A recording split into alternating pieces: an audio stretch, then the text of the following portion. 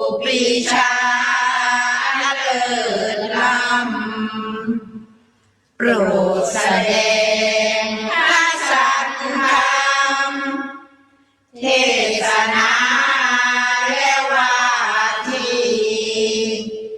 เพื่อให้สำเร็จผล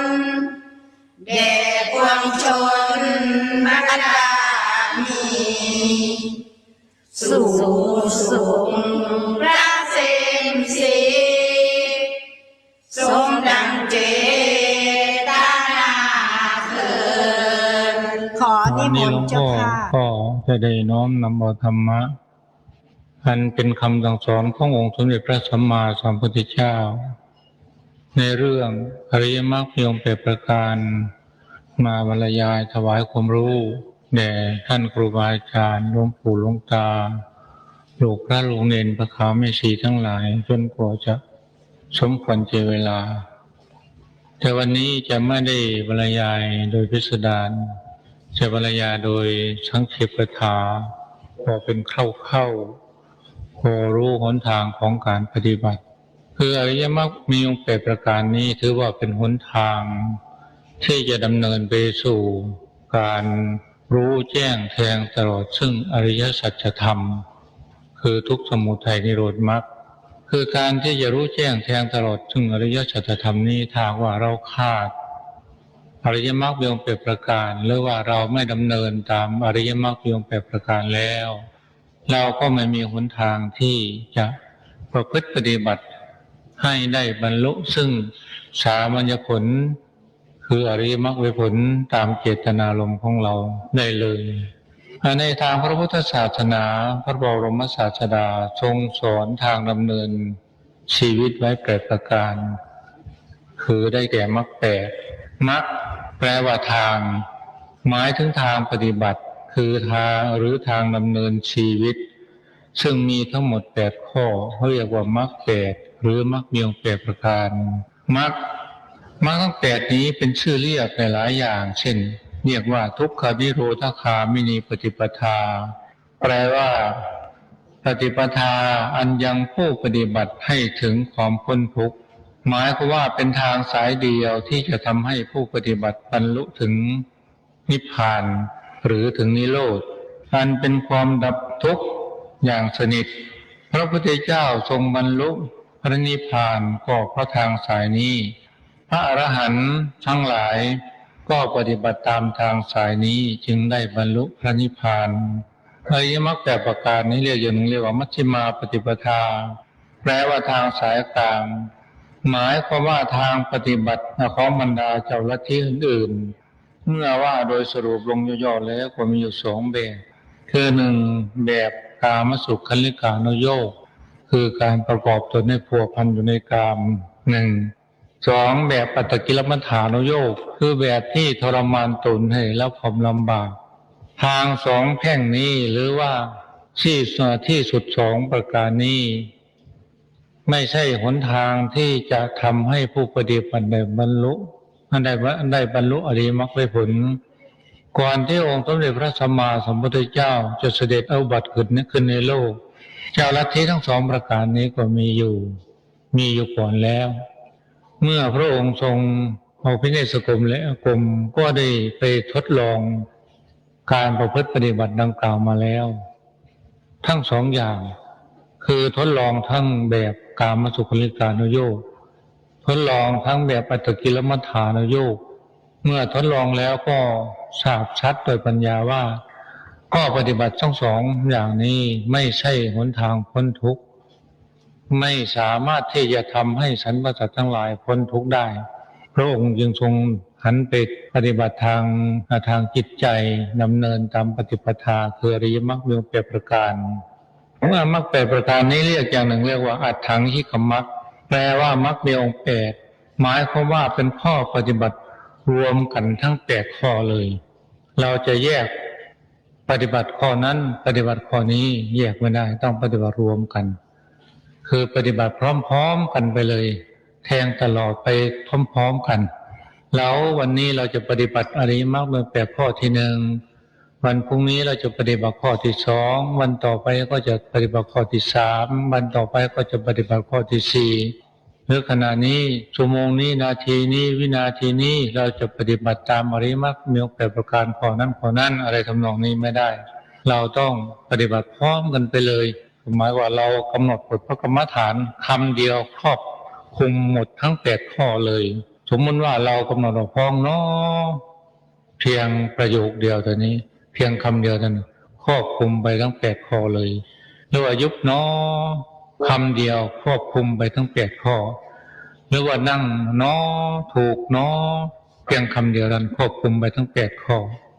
หรือว่าเราจะกำหนดเวทนาว่าสุขเนาะหรือว่าทุกข์เนาะหรือเฉยเนาะดีใจเนาะเสียใจเนาะเวลาคิดเรากำหนดว่าคิดเนาะคิดเนาะอะไรทำนองนี้เรากำหนดเพียงคำเดียวเท่านั้นละควบไปหมดทั้ง8ข้อเลยเมื่อเราทำให้ถูกนะแต่ถ้าเราทำไม่ถูกก็จะไม่ครบทั้ง8ข้อเมื่อทำไม่ถูกแล้วก็จะครบทั้ง8ข้อเมื่อใดเราปฏิบัติตามอริยมรรคมีองค์8ประการครบทั้ง8ข้อพร้อมกันขณะใดนาทีใดวินาทีใดและวินาทีนั้นอินทรีย์ทั้ง5ประการก็สมดุลกันพอดีและขณะนั้นก็ถือว่าเราได้บรรลุอริยมรรคผลทันทีอริยมรรคแปลว่าทางอันประเสริฐหรือว่าทางของพระอริยะหรือว่าทางไปสู่ความเป็นพระอริยชนคือข้อปฏิบัติทั้ง8ข้อนี้ผู้ใดได้ปฏิบัติได้อย่างสมบูรณ์จิตใจของผู้นั้นจะหมดกิเลสเครื่องเศร้าหมองเปลี่ยนจากสภาพความเป็นปุถุชนคนกิเลสหนาเป็นอริยชนคนประเสริฐเช่นดังพระพุทธเจ้าเราพระอรหันต์ทั้งหลายอริยมรรครวม8ประการนั้นหลวงพ่อจะแยกเป็น2ประเภทคือ1จะกล่าวในแนวทางของด้านปริยัติโดยย่อเพราะถ้าจะไม่กล่าวถึงด้านของปริยัติพระใหม่หรือพระหลวงตาที่ไม่เคยศึกษามาก็จะไม่รู้ภาคที่2จึงจะกล่าวเป็นแนวทางของการปฏิบัติล้วนๆอริยมรรคมีองค์8ประการนั้นข้อที่1กล่าวแนวทางของปริยัตินะสัมมาทิฏฐิปัญญาเห็นชอบคือเห็นอริยสัจ4คือเห็นทุกข์เห็นสมุทัยคือตัณหาอันเป็นเหตุให้เกิดทุกข์เห็นนิโรธความดับทุกข์ดับรูปดับนามเห็นมรรคคือข้อปฏิบัติให้ถึงความดับทุกข์นี่จะกล่าวถึงหัวข้อ2สัมมาสังกัปปะดำริชอบคือดำริในการที่จะออกจากกามดำริในการที่จะไม่พยาบาทดำริในการที่จะไม่เบียดเบียนคนอื่นและสัตว์อื่นคือหมายความว่าเราไม่คิดแสไปทางกามไม่คิดจะเบียดเบียนคนนู้นจะไม่คิดจะเบียดเบียนคนนี้ไม่ผูกพยาบาทอาฆาตจองล้างจองผ่านคนนั้นคนนี้เป็นต้นข้อที่3สัมมาวาจาเจรจาชอบคือเว้นจากวจีทุจริต4คือเว้นจากการพูดคำเท็จคือคำโกหกเราพูดแต่คำสัตย์คำจริงตามที่รู้ที่เห็นเว้นจากการพูดส่อเสียดยุยงผู้อื่นให้ชังกันให้เกลียดกันเราพูดแต่ถ้อยคำที่ชักนำให้ผู้อื่นมีความเคารพนับถือรักและมีความสามัคคีปรองดองเป็นน้ำหนึ่งใจเดียวกันเราไม่พูดถ้อยคำที่ทำให้เจ็บใจคือคำหยาบเราพูดแต่ถ้อยคำที่ทำให้ผู้ฟังนั้นดูดดื่มไว้ในจิตในใจฟังแล้วก็ชอบใจพอใจฟังแล้วก็อยากฟังอีกเป็นมัทุรวาจาเป็นวาจาที่ไพเราะอ่อนหวานเราไม่พูดถ้อยคำที่ไร้สาระประโยชน์เราพูดแต่ถ้อยคำที่ประกอบไปด้วยประโยชน์ผู้ฟังผู้พูดก็ได้ประโยชน์พร้อมกันไปนี่จัดว่าเป็นสัมมาวาจาเจรจาชอบ4สัมมากัมมันตะการงานชอบก็คือเว้นจากกายทุจริต3เว้นจากการฆ่าเว้นจากการลักการขโมยของผู้อื่นเว้นจากการประพฤติผิดในกามเราเป็นผู้ประกอบไปด้วยกายวาจาเราประพฤติปฏิบัติในทางที่ชอบคือเราไม่ฆ่าบุคคลอื่นและสัตว์อื่นเราต้องไม่ฆ่าด้วยไม่เบียดเบียนด้วยเห็นว่าสิ่งของอันใดที่เขาหวงแหนเราก็ไม่ล่วงเกินกรรมสิทธิ์ของเขาคือไม่ลักไม่ขโมยเอา แล้วก็ไม่ล่วงเกินสามีภรรยาของบุคคลอื่นเป็นต้น5สัมมาอาชีวะเลี้ยงชีวิตชอบคือเว้นจากการเลี้ยงชีวิตในทางที่ผิดถ้าเป็นญาติเป็นโยมชาวบ้านเราไม่เลี้ยงชีวิตที่ผิดกฎหมายของบ้านเมืองและศีลธรรมอันดีงามของพระศาสนาถ้าเราเป็นนักบวชเป็นพระเป็นเณรประขาวเมสีเราก็เลี้ยงชีวิตในทางที่ไม่ทำให้ผิดศีลธรรมคือไม่ผิดศีลของเราทำการเลี้ยงชีวิตอย่างไรที่ไม่ผิดศีลของเราเช่นเราไม่ออกปากเราไม่ทำกุลโทสโกคือไม่ทำไม่คือหมายความว่าเราไม่ขอสิ่งของจากโยมที่ไม่ใช่ญาติไม่ใช่ภวรณาเมื่อใดมาแล้วก็ทำให้เขาไม่พอใจเขาไม่มีศรัทธาคือไม่ทำบิณญัติออกปากขอของคนที่ไม่ควรขอและขอเวลาที่ไม่ควรขอแล้วก็สิ่งใดเป็นไปในทางที่จะทำให้เสียชื่อเสียงของตัวเองและหมู่คณะเป็นการขัดศีลธรรมอันดีงามของพระศาสนาตลอดถึงกฎหมายของบ้านเมือง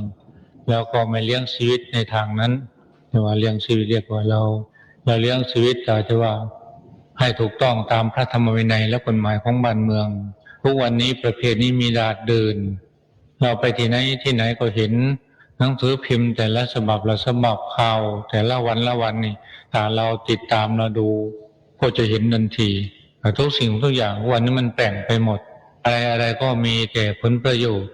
พระเจ้าพระสงฆ์เราก็ต้องการแต่ผลประโยชน์บรรดาสามเณรประขาวเมสีนักบวชทั้งหลายก็ต้องการแต่ผลประโยชน์ทำอะไรขึ้นมาต้องผลประโยชน์ต้องมาก่อนอย่างอื่นมาทีหลังส่วนมากเป็นอย่างนี้ทุกวันนี้จึงเป็นเหตุเป็นปัจจัยให้ผู้ประพฤติดีปฏิบัติชอบและอยู่ยากไปที่ไหนก็ละอายเขาเพราะว่าคนอื่นเขาญาติโยมคนสาธุชนทั่วไปนะชนมาเขาโพลธนาว่าพระสงฆ์สามเณรประขาวเมสีนักบวชของเราเป็นอย่างนู้นเป็นอย่างนี้สำหรับพวกเราทั้งหลายที่ไม่เป็นเหมือนเขาก็ละอายก็เกิดความฮิริเกิดโอตตัปปะความละอายในจิตในใจเกิดความกลัวไม่อยากไปสู่สถานที่นั้นไม่อยู่ไปสู่สถานที่นี้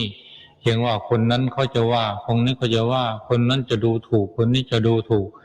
ที่นี่ญาติโยมชาวบ้านของเราก็มองแต่ในแง่ไม่ดีทนมองพระมองเณรมองประขาวเมสีนี่เขามองในแง่ลบมองในแง่ลบบางทีเห็นขึ้นรถเขาก็ว่าขึ้นรถอย่างนี้มันไม่สมควรเห็นพระเณรขี่เครื่องบินประขาวเมสีขี่เครื่องบินเขาก็ว่าเห็นพระสงฆ์องค์เณรประขาวเมสีถือโทรศัพท์มือถือเขาก็ว่าถือวิทยุเขาก็ถือว่ามีทีวีเขาก็ว่ามีเทปมีวิทยุเขาก็ว่าอะไรก็เป็นขี้ปากที่เป็นขี้ปากที่ลิ้นเขาหมดแล้วเป็นขี้ปากที่ฟันเขาหมดมีแต่เขาจะว่าเอาอยู่ตลอดเวลาเหตุนั้นพวกเราทั้งหลายก็ต้องสังวรระวังอย่าทำอะไรที่ทำให้เขากล่าวตู่เราในทางที่ไม่ดีไม่งามโดยเฉพาะกับการเลี้ยงชีวิตตัวอย่างทรงเจ้าเข้าเทพอย่างนี้การทรงเจ้าเข้าเทพหลวงพ่อก็ไม่ว่าหลวงพ่อไม่ติไม่เตียนคือหมายความหลวงพ่อไม่รับแล้วก็ไม่ปฏิเสธเรื่องอย่างนี้การทรงเจ้าเข้าเทพหลวงพ่อไม่อยากว่าทรงเจ้าเข้าผีหรอกเพราะมันต่ำไปว่าทรงเจ้าเข้าเทพหลวงพ่อไม่รับแล้วก็ไม่ปฏิเสธไม่ว่าอะไรเพราะว่าทุกสิ่งทุกอย่างมันมีถูกมีผิดอยู่ในตัวเองมันการทรงเจ้าเข้าเทพมันที่ถูกมันก็มีที่ผิดก็มีแล้วแต่คุณสมบัติของผู้ทำของผู้ประกอบพิธีกรรมประวัติพิธีกรรมบางอย่างมันทำไปแล้วมันก็ถูกสิ่งการคำที่พูดออกมามันก็ถูกแต่บางสิ่งบางอย่างพิธีกรรมมันก็ไม่ถูกสิ่งที่พูดออกมาก็ไม่ถูกแต่บางสิ่งบางอย่างพิธีกรรมมันถูกอยู่แต่การพูดออกมาไม่ถูกเป็นอย่างนี้ยกตัวอย่างง่ายๆเช่นว่าเอาวิญญาณของพระสารีบุตรมาทรงเอาวิญญาณของพระโมคคัลลานะพระมหากัสสปะพระอนุรุทธะมาทรงหรือเอาวิญญาณของเจ้าพระคุณสมเด็จองค์นู้นองค์นี้มาทรงหรือว่าเอาวิญญาณของเทพของพระพรหม ชั้นนั้นชั้นนี้มาส่งอะไรทำนองนี้มันผิดไปหมดแล้วก็เป็นโมฆะไปหมดใช้ไม่ได้เพราะเทวดาอยู่ในสากามาวจรสวรรค์ชั้นต่างๆหรือพรหมโลกที่อยู่ในรูปพรหม16 ชั้นและ4 ชั้นท่านก็ไม่มาเล่นกับเราด้วยเพราะว่าเป็นคนละชั้นเป็นคนละภูมิอันนี้มันผิดไปหมดหรือว่ายิ่งเอาวิญญาณของพระพุทธเจ้ามาส่งมันไม่ใช่ผิด 100% มันผิดไม่ว่าเท่าไหร่มันจะว่าล้าน%มันผิดไปหมดนะอย่างนี้แหละที่ว่ามันผิดอย่างนี้รับรองไม่ได้ก็ไม่ใช่ว่าแต่ญาติโยมชาวบ้านลูกศิษย์ลูกหาที่เป็นพระนี่ก็มีตอนแรกที่ผ่านมาหลวงพ่อว่าอาจารย์ไม่ทำไมอาจารย์นั้นอาจารย์นั้นบอกทำไมต้องไปทำอย่างนั้นทำมันไม่ถูกนะทำอย่างนั้นไม่ถูกพระเราไปทำอย่างนั้นไม่ได้ท่านก็บอกโอ้ที่ผมทำก็ไม่อย่างอื่นหรอกผมหาเงินสร้างวัดเขาก็ว่านี่เราหาอย่างนี้สร้างวัดมันก็ไม่ใช่เป็นภาระธุระไม่ใช่หน้าที่ของเราจะทำเช่นนั้นอันนี้แหละท่านทั้งหลายจงพึงสังวรระวังแต่ท่านทั้งหลายก็อย่าได้คิดว่าหลวงพ่อติอะไรทำนองนี้หลวงพ่อไม่รับและก็ไม่ปฏิเสธคือหมายว่ารับเฉพาะที่มันถูกแต่ปฏิเสธที่มันไม่ถูก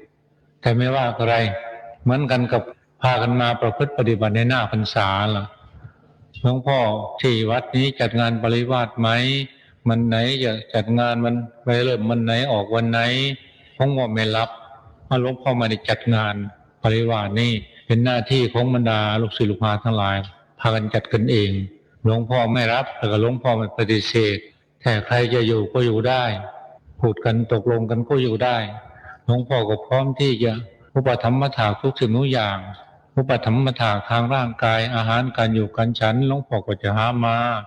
อาหารทางด้านจิตใจคือธรรมะหลวงพ่อก็จะให้ทุกวันแล้วแต่โอกาสจะเอื้ออำนวยแต่หลวงพ่อไม่รับแต่ก็ไม่ปฏิเสธหลวงพ่อก็วางนี่เรื่องอย่างนี้ก็เหมือนกันทั้งหลายข้อที่ 6สัมมาอาชีวะเพียรชอบคือเพียรในที่ศีลสถานหลวงพ่อได้บรรยายมาครั้งหนึ่งแล้วเพียรระวังไม่ให้บาปเกิดขึ้นในขันธสันดานเพียรละบาปที่เกิดขึ้นแล้วให้หมดไปเพียรให้บุญกุศลเกิดขึ้นในขันธสันดานเพียรรักษาบุญกุศลที่เกิดขึ้นแล้วไม่เสื่อม7สัมมาสติระลึกชอบคือระลึกในสติปัฏฐานทั้ง4ข้อนี้ก็ได้บรรยายผ่านมาแล้วคือให้พิจารณาเห็นกายในกายให้เห็นเวทนาในเวทนาให้เห็นจิตในจิตให้เห็นธรรมในธรรมทั้งที่เป็นภายในทั้งที่เป็นภายนอกจนเกิดนิพพิทาความเบื่อหน่ายคลายกำหนัดจิตใจบริสุทธิ์แล้วก็จิตใจสงบแล้วก็จิตใจถึงสันติคือความสงบหลังจากนั้นก็มรรควิถีก็จะเกิดขึ้นมาทำลายกิเลสตัณหาทั้งหลายทั้งปวงให้หมดไปสิ้นไปสูญไปจากขันธสันดานตามกำลังของมรรคเนี่ยเป็นสัมมาสติแต่สัมมาสมาธิตั้งใจไว้ชอบคือได้แก่การเจริญฌานทั้ง4คือพยายามประพฤติปฏิบัติพระกรรมฐานแม้ว่าเราเจริญวิปัสสนากรรมฐานก็จริงอยู่แต่ก็ต้องอาศัยสมถะดีๆแต่ละวันท่านทั้งหลายเจริญกรรมฐานนั้นท่านอย่าคิดว่าท่านไม่ได้สมถะได้อยู่ตลอดทุกวันแหละแต่ว่าการจะอยู่ในสมถะการจะอยู่ในฌานนะการจะอยู่ในฌานบางทีมันก็อยู่ได้1 นาทีบางทีก็2 นาทีบางทีก็3 นาทีบางทีก็5 นาทีมันอยู่ได้ทุกวันล่ะนั่งเมื่อไรได้เท่านั้นเมื่อนั้นแต่ว่าฌานนั้นก็มีเป็นระดับถ้าปฐมฌานก็เป็นอย่างหนึ่งทุติยฌานก็เป็นอย่างหนึ่งตติยฌานก็เป็นอย่างหนึ่งจตุตฌานก็เป็นอย่างหนึ่งแต่ส่วนมากท่านทั้งหลายแม้ฌานชั้นสูงจะไม่ได้แต่ขั้นปฐมฌานนี้ท่านทั้งหลายต้องได้ทุกวันนั่งเมื่อไรได้เมื่อนั้นแต่ท่านไม่ทั้งหลายจะไม่รู้ว่าลักษณะของปฐมฌานนั้นเป็นอย่างไรท่านทั้งหลายไม่รู้แต่หลวงพ่อก็ไม่เปิดเผยในตอนนี้เพราะเมื่อเปิดเผยแล้วก็จะเป็นอารมณ์มันเป็นอุปาทานเมื่ออุปาทานจิตเกิดขึ้นมาแล้วก็เป็นเหตุเป็นปัจจัยให้การประพฤติปฏิบัติมันเนินช้าเหตุนั้นจึงไม่เปิดเผยให้ท่านทั้งหลายได้รู้ว่าลักษณะของปฐมฌานอย่างนี้ทุติยฌานอย่างนี้ตติยฌานอย่างนี้จตุตฌานอย่างนี้ไม่พูดให้ฟังเอาไว้นู้นเอาไว้ตอนสรุปใกล้ๆวันจะเสร็จแล้วค่อยสรุปให้ฟังท่านทั้งหลายก็จะสว่างกันมาเองรู้ว่าเองแต่ถึงอย่างไรก็ตามถึงจะไม่พูดให้ฟังก็ตามแต่ละวันละส่วนมาก หลวงพ่อก็ได้พูดอยู่ตลอดเวลาแต่ไม่ได้พูดตรงๆเท่านั้นล่ะแต่ท่านนั่งแล้วก็พอจะรู้ว่าอันนี้มันเป็นสภาวะอย่างนี้อย่างนี้ถ้าว่าฌานเนี่ยไม่เกิดนะถ้าว่าฌานทั้งสี่โดยเฉพาะปฐมฌานนี่ถ้าปฐมฌานไม่เกิดแล้วเราก็ไม่มีโอกาสที่จะได้บรรลุอริยมรรคผลคือต้องมันต้องผ่านวิตกวิจารปีติสุขเอกคตาซะก่อนเมื่อผ่านจากนี้เมื่อผ่านนี้ไปแล้วมรรควิถีจึงจะเกิดเมื่อมรรควิถีเกิดแล้วจึงจะได้บรรลุอริยมรรคผลหน้าที่กล่าวมาทั้งหมดนี้เป็นแนวทางของการปริยัติคือถ้าสอนปริยัติสอนนักธรรมชั้นตรีชั้นโทชั้นเอกต้องสอนไปอย่างนี้แต่สำหรับปฏิบัติไม่ใช่อย่างนั้นคนละอย่างคนละเรื่องเหมือนกันกับโลภะโทสะโมหะนี่แหละท่านฟังทุกวันโลภะโทสะโมหะด้านปริยัติกับด้านปฏิบัติเป็นเหมือนกันเหตุนั้นขอให้ท่านทั้งหลายทำความเข้าใจอย่าเอาผสมผสานกันเวลาไปเทศน์ไปสอนลูกศิษย์ลูกหาหรือผู้มาประพฤติปฏิบัติถ้าเราไม่รู้จักแยกจากแยะถ้าทำให้ความรู้นั้นค่อยเฉทำให้การประพฤติปฏิบัติมันผิดไปได้สมมติว่าโลภะเนี่ยโลภะในแนวของปริยัติที่เราไปสอนชาวบ้านหรือสอนลูกศิษย์ลูกหาสอนญาติโยมชาวบ้าน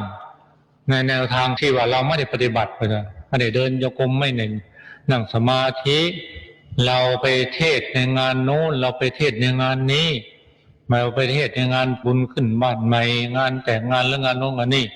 โลภะโทสะโมหะเราก็เทศอย่างหนึ่งพูดอย่างหนึ่งอธิบายอย่างหนึ่งเพราะว่ามันคนระดับปริยัติแล้วก็ปฏิบัติปฏิเวทมันมีอยู่3ขั้นโลภะในทางปริยัติเนี่ยหมายว่าละหมายถึงว่าอยากได้สมบัติของคนอื่นเพราะว่าอยากได้ของคนอื่นมาเป็นของตนในทางไม่ชอบธรรมคืออยากได้ในทางที่ไม่ถูกคนจะถ้าก็หาในทางที่ไม่ชอบธรรมแต่ว่าลักเอาขโมยเอาปล้นเอาจี้เอากดขี่ข่มเหงเอานี่เราเป็นโลภะแล้วนี่เราได้มาครึ่งสตางค์ก็เป็นโลภะแล้วเราได้ถั่วฝักเดียวหรือครึ่งฝักเท่านั้นก็เป็นโลภะแล้วนี่เป็นทางปริยัติแต่สำหรับทางปฏิบัติเนี่ยโลภะในทางปฏิบัติอะไรก็ตามเกิดขึ้นทางตาทางหูทางจมูกทางลิ้นทางกายทางใจชอบใจเป็นโลภะเท่านั้นนะชอบใจเป็นโลภะถ้าไม่ชอบใจเป็นโทสะละเอียดกว่ากันสิ่งใดเกิดขึ้นเราไม่กำหนดเราปล่อยให้เป็นไปตามธรรมชาติเป็นโมหะโลภะโทสะโมหะในแนวของปฏิบัตินี่มันละเอียดกว่ากันขอย้ำอีกครั้งหนึ่งว่าชอบใจเป็นโลภะไม่ชอบใจเป็นโทสะ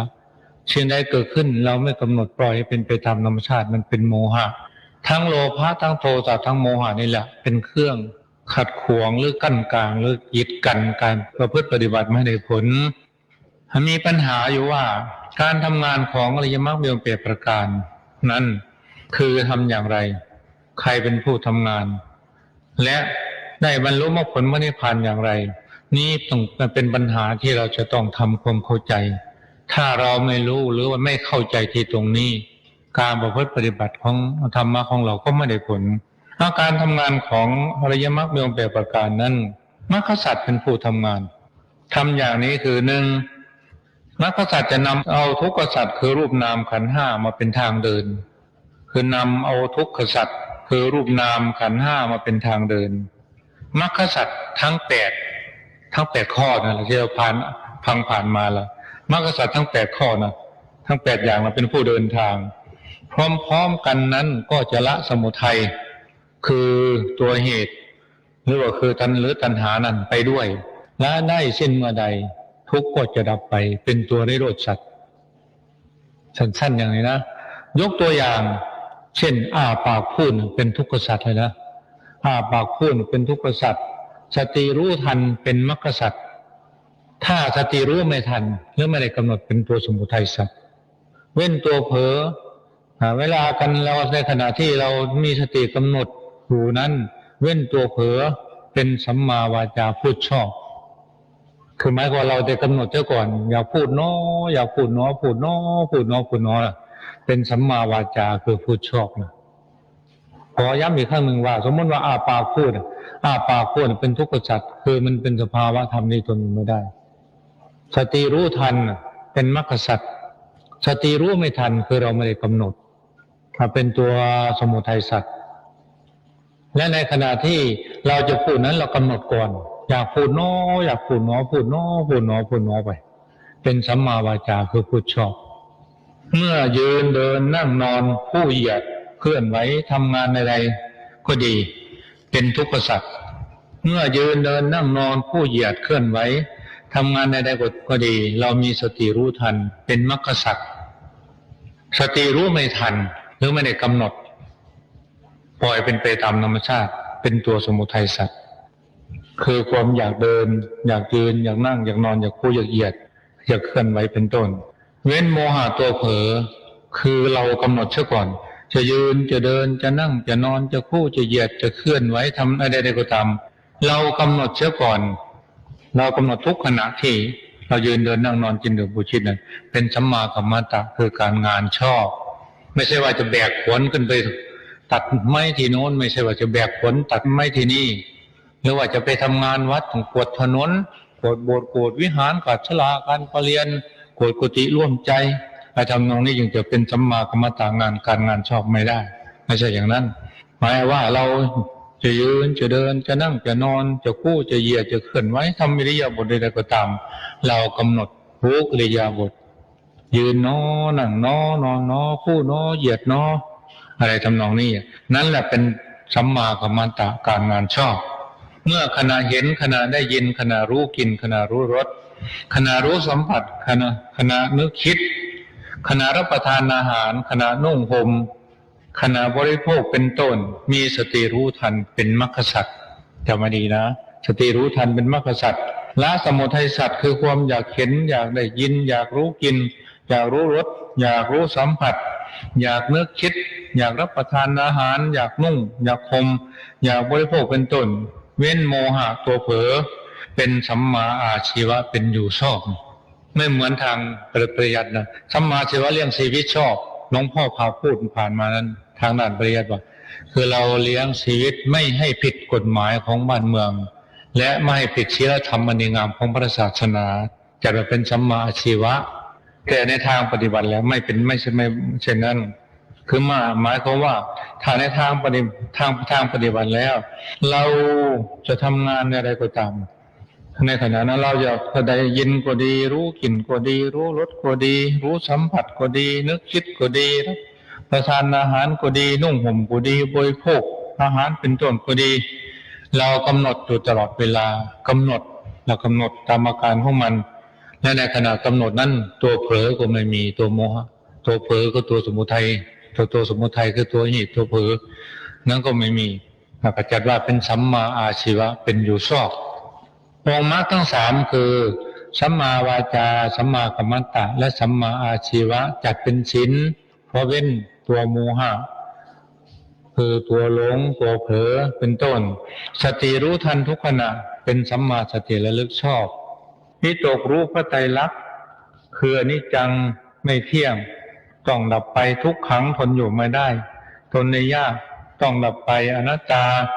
บังคับบัญชาไม่ได้ไม่มีอำนาจใดๆจะมาบังคับบัญชาให้เป็นไปตามความประสงค์เกิดขึ้นมาแล้วต้องดับไปการเห็นพระไตรลักษณ์ทั้งสามอย่างใดอย่างหนึ่งติดอยู่กับรูปกับนามนั้นเป็นสัมมาสังกัปโปดำริชอบคำว่าดำริชอบในที่นี้ก็คือเห็นพระไตรลักษณ์นั่นเองคือเห็นอนิจจังทุกขังอนัตตาเมื่อเห็นรูปนามดับไปกับพระไตรลักษณ์พร้อมๆกันเช่นนั้นจนสิ้นอาสวะเป็นตัวสมุทัยสัตว์อันเป็นตัวสมุทัยสัตว์เมื่อใดเมื่อนั้นทุกจะดับไปไม่มีเหลือให้เห็นในขันธสันดานเรียกว่านิโรธสัตว์ย่อมสมบูรณ์แล้วแก่พระอริยบุคคลเมื่อย่อมสมบูรณ์แล้วแก่ผู้ประพฤติปฏิบัติธรรมอันนี้เป็นหลักการของอริยมรรคมีองค์8ประการโดยย่อที่หลวงพ่อนำมาพูดวันนี้หลวงพูดโดยย่อแต่ว่าคิดว่าเพียงพูดย่อๆอย่างนี้ก็คิดว่าท่านทั้งหลายคงได้สติว่าการประพฤติปฏิบัติตามอริยมรรคมีองค์8ประการนั้นต้องปฏิบัติอย่างนี้โอ้ยเราหลงมานานแล้วเราไม่ได้เข้าใจว่าการปฏิบัติตามอริยมรรคมีองค์8ประการเป็นอย่างนี้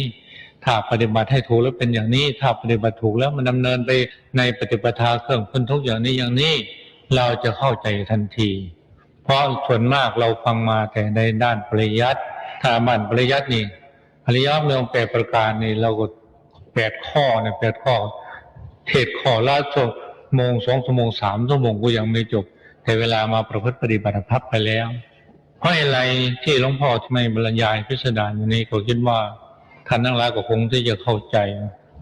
เพราะเป็นอะไรเมื่อวานนี้เป็นวันพระแท้ๆแทนที่หลวงพ่อจะได้ลงมาแต่ก็ลงไม่ได้เพราะอะไรเพราะทุกวันนี้มันระวังยากอะไรก็ระวังยากแต่เห็นนั้นยังขอเตือนสติท่านทั้งหลายไว้อาหารการอยู่การฉันนะทุกท่านทั้งหลายก็เป็นแม่ครัวก็ทำให้สะอาดอยู่แล้วคิดว่าทำให้สะอาดอยู่แล้วแต่มันมีอาหารบางอย่างที่เราไม่ได้ทำเขาทำมาแล้วพวกแตงโมพวกแตงจริงพวกแตงโมพวกอะไรพวกนี้พวกอะไรล่ะพวกโดยเฉพาะแตงโมหลวงพ่อฉันครั้งแรกก็เป็นครั้งนั้นเอาวานนี้ก็เอาเลยวานนี้เกือบไม่ถึงวัดพอดีถึงเกมราชนะบางครั้งเวลาเรากินมันไม่เจ็บท้องนะมันปวดหัวเลยกินแล้วก็ปวดหัวแล้วขึ้นหัวเลยเหมือนกับเราสูดยาดมแอมโมเนียนั่นขึ้นหัวเลยปวดหัวเลยแต่วานมันไม่ปวดหัวมันเอาท้องเลยท้องบิดอย่างหนักเลยนอนกิ้งไปยิ่งมาเหงื่อแตกทำอย่างไรมันจึงจะหายนะสัญญาก่อนแล้วสัญญาแล้วเอานวลมันร้อนไฟฟ้านะทั้งสองกันมันตึงกันไปจะทำให้อาหารในไส้ใหญ่ไส้อาหารใหม่อาหารเก่าที่อยู่ท้องเลยมันสุกไปเลยย่างแล้วมันสุกไปเลยงั้นหมดพิษหมดฤทธิ์หมดเดชเลยพอดีใกล้ๆสว่างก็พอดีหายเพราะฉะนั้นขอปรับความเข้าใจแด่ครูบาอาจารย์ลูกพระลูกเนนหลวงปู่หลวงตาตลอดถึงปะขาวเมสีถ้าเห็นว่าหลวงพ่อไม่มาก็เขาจะคิดว่าหลวงพ่อขี้เกียจละทิ้งการงานอะไรทำนองนี้ที่จริงมันก็ทำงานทุกวันแหละแต่บางครั้งมันก็สิ่งแวดล้อมอะไรเมื่ออำนวยขออภัยหลายๆด้วยเอาละท่านทั้งหลายตั้งแต่วันนี้เป็นต้นไปก็ขอเพิ่มจงกรมระยะที่5ระยะที่1เราเดินระยะที่1 10 นาทีระยะที่2 10 นาทีระยะที่3 10 นาทีระยะที่4 10 นาทีเป็น40 นาทีแล้วนะ40 นาทีแล้วก็ยังเหลืออีก20 นาทีระยะที่5นี่20 นาทีรวมกันเป็น1ชั่วโมงระยะที่1 10 นาทีระยะที่2 10 นาทีระยะที่3 10 นาทีระยะที่4 10 นาทีเป็น40 นาทีระยะที่5 20 นาทีรวมเป็น1ชั่วโมงระยะที่5ยกส้นหนอยกหนอย่างหนอลงหนอถูกหนอครูบาอาจารย์ที่แนะนำคำสอนอยู่แต่ก็พยายามทำให้ถูกด้วยถ้าทำไม่ถูกเมื่อในปัจจุบันมันก็ทำให้เดินช้ายกส้นหนอเช่นก่อนยกส้นหนอยกหนอย่างหนอลงหนอถูกหนอเป็น5ระยะยกส้นหนอยกหนอย่างหนอลงหนอถูกหนอเป็น5ระยะคือเราได้สติสัมปชัญญะ5ระยะคือฝึกสติให้ได้5ระยะทีนี้เวลาเราไปนั่งก็ให้ได้5ระยะเหมือนกันอย่างจังหวะที่1พองหนอยุบหนอนั่งหนอถูกหนอกดย้อยข้างขวาถูกกับพื้นจังหวะหนึ่งนะจังหวะที่2พองหนอยุบหนอนั่งหนอถูกหนอกดย้อยข้างซ้ายถูกกับพื้นอันนี้ของเก่าเนี่ยทีนี้เพิ่มทีนี้เพิ่มพองหนอยุบหนอนั่งหนอถูกหนอเข่าซ้ายถูกกับพื้นกำหนดที่ถูกกลมๆเท่าเหรียญบาทจังหวะที่5จังหวะที่6จังหวะที่5บทสุดท้ายพองหนอยุบหนอนั่งหนอถูกหนอเข่าซ้ายถูกกับพื้นกำหนดเราตรงไหนก็ได้ให้กลมๆเท่าเหรียญบาท คือพูดง่ายๆว่าเราเพิ่มถูกข้างขวากับถูกเข่าขวากับถูกเข่าซ้ายเข้ามาพอดีเป็น5ระยะคือเวลาหายใจออกแล้วถ้าไปเอาช่วงเดียวกันหมดไปไม่ได้นะพองหนอยุบหนอนั่งหนอถูกหนอถูกหนอถูกหนอถูกหนอไม่ได้แล้วต้องทำเป็นจังหวะขอย้ำอีกครั้งหนึ่งจังหวะที่1พองหนอยุบหนอนั่งหนอจังหวะที่1ใช่ไหม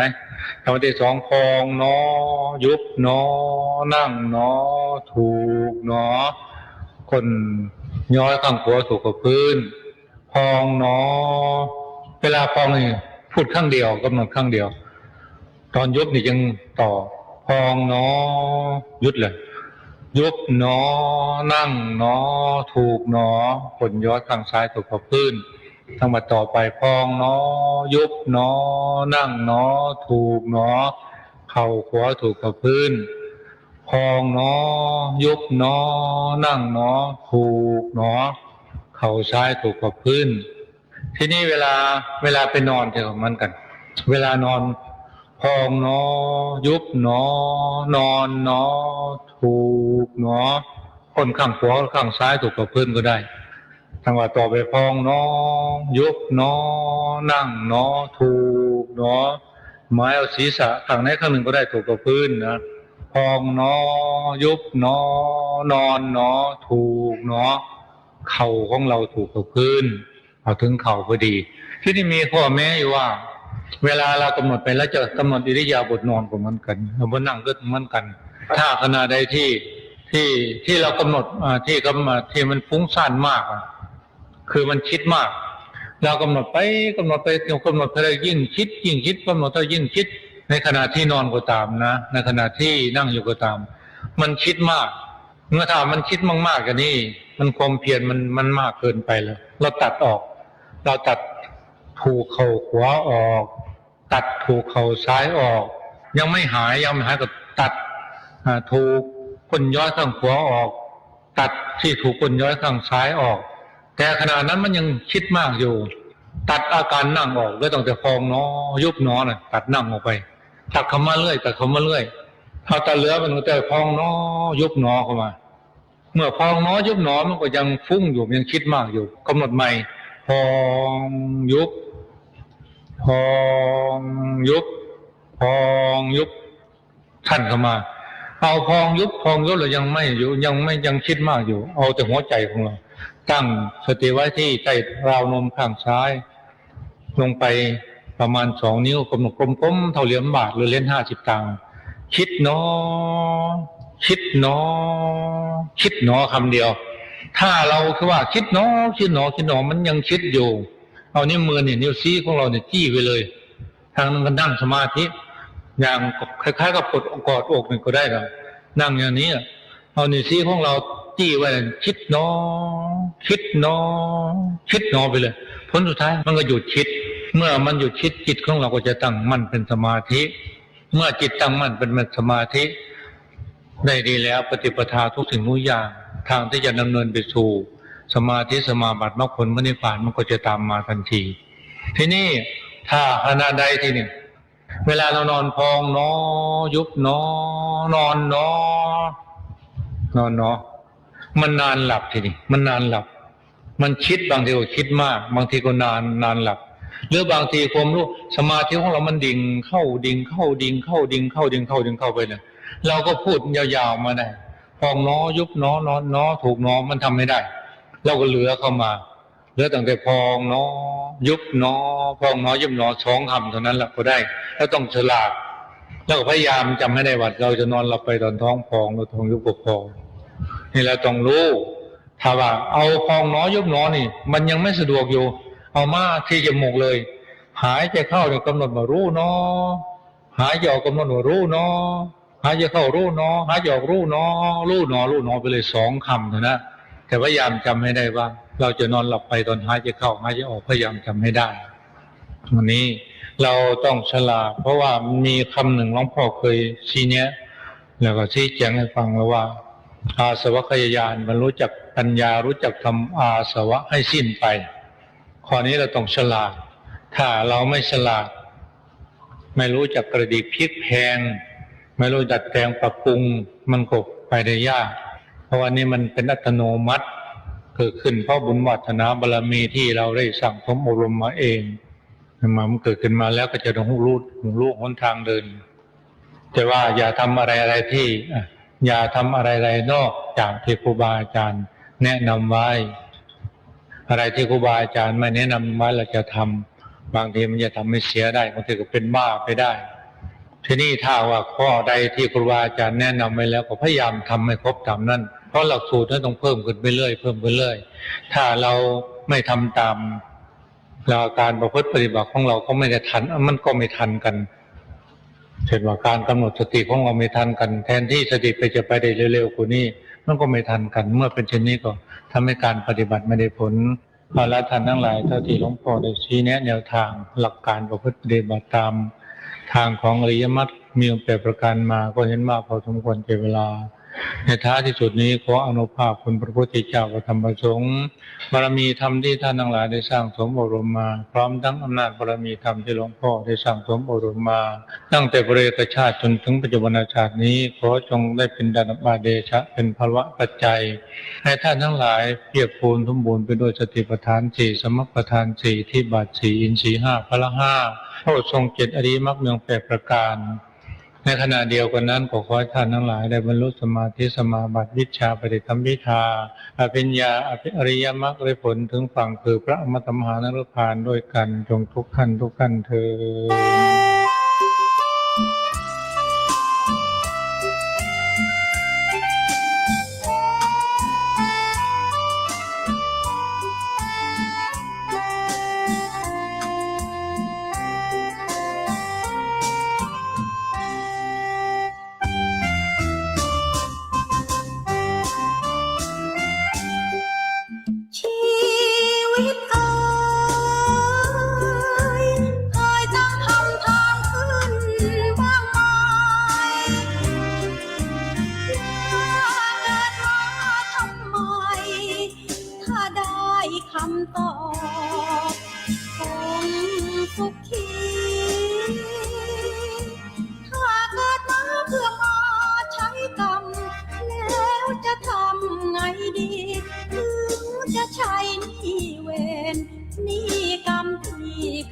ทำให้หมดไป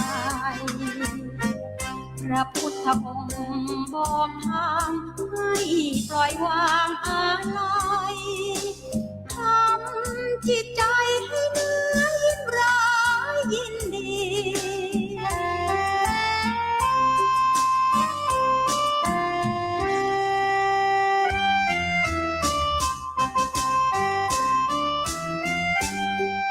วิปัสสนาคือมรรคชี้ช่องปล่อยวางรู้และละลดวางให้เราเหินห่างจากเวทีเมื่อไรละสิ้นการทำกรรมที่ไม่ดำไม่ดีจะหนีพ้นเวรพ้นกรรมที่เราเคยก่อมาเมื่อเห็นตามจริงทุกสิ่งแจ้งด้วยปัญญา